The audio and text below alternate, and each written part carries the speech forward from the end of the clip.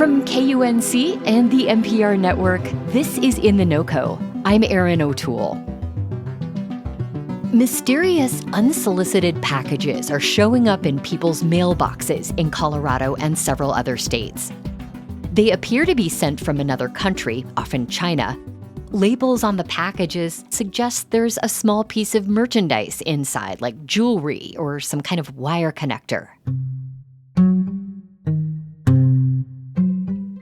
Instead, recipients find packets of seeds inside, with no indication of what the seeds are, who sent them, or why. They may look similar to sunflower or pumpkin seeds. But federal agriculture officials recently warned people not to plant these mystery items. To learn more, we reached out to Laura Podorf. She's the director of Colorado Seed Programs with Colorado State University. And she previously worked with the State Department of Agriculture, where she oversaw plant health and certification. Laura joined me to talk through the mystery of these odd packages and what to do if you get these mystery seeds in the mail. We don't want anyone to plant them. Right. And we would like people to be knowledgeable about why and what to do if they get them. Now, Laura, people often order seeds from other countries, but those seeds have to be certified by a state or a federal agency. Are these seeds certified? No. So these are coming into the U.S. and arriving at folks' mailboxes unsolicited. If someone had ordered seeds intentionally, then those seeds are coming into the U.S.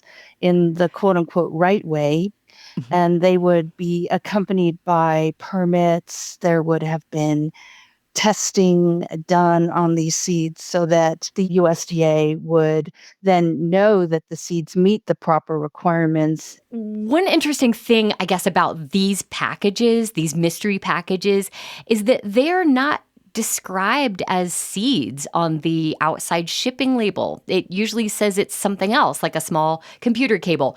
What do officials think is the reason for these seed packets showing up in mislabeled packages?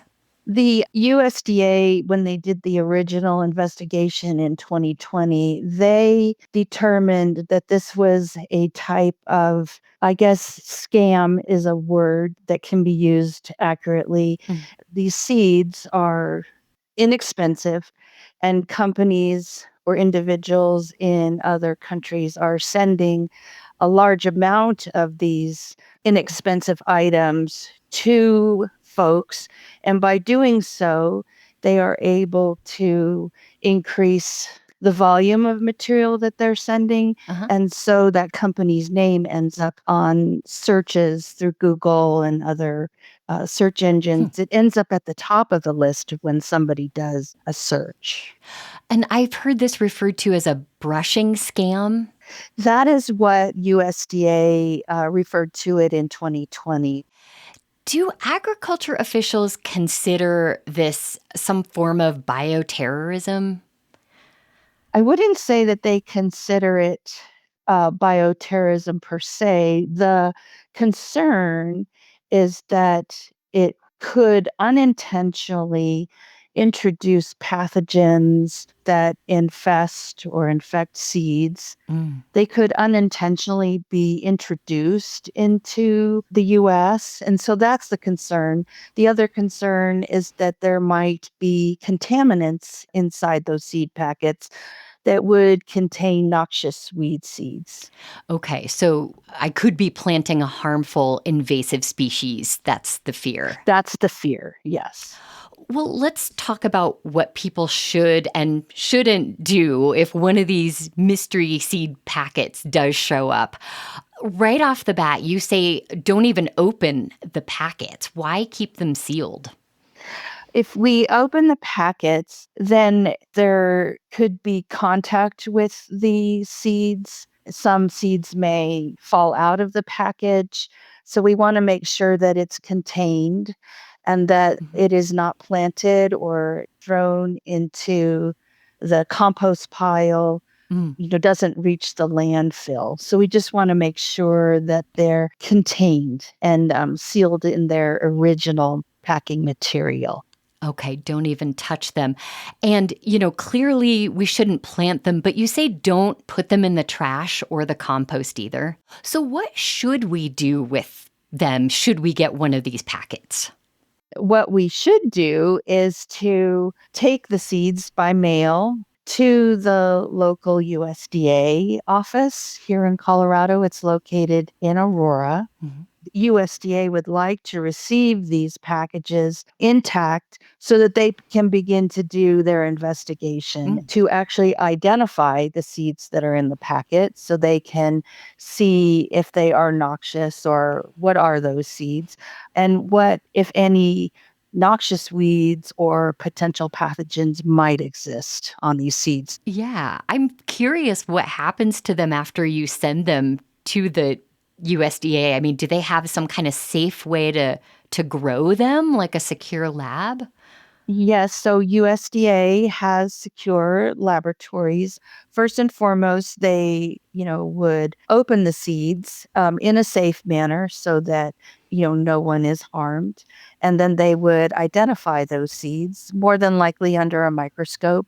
Are they sunflowers? Are they cucumbers? Or, what are they? And then they have laboratories that can also analyze the seeds to see if they are infested or infected with pathogens.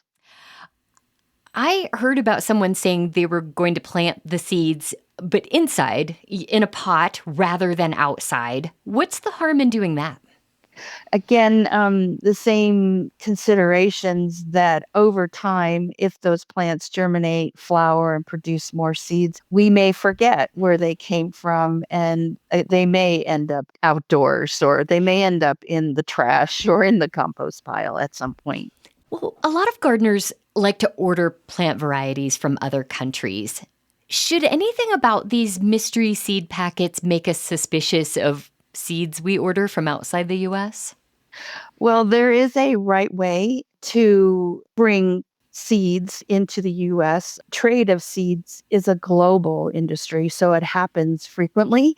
But as I said, there is a right way to do it. So the key, I think, is to go through reputable seed companies because they are following the rules. They don't want to bring in anything that could harm agriculture. Yeah. So contact your local nurseries. They may already have what you need, or if they don't have what you need, they may be able to advise you on how to get it properly. So, safe bet to go to your local garden store. Yes. That's Laura Podorf, Director of Colorado Seed Programs at CSU, sharing advice about mystery seed packets that arrive by mail. If you happen to get some of these mystery seeds yourself, you can find the mailing address of the USDA office in Aurora where you can send them, as well as links to read more in the show notes and at KUNC.org. That's it today for In The NoCo. I'm Erin O'Toole. Thanks so much for listening.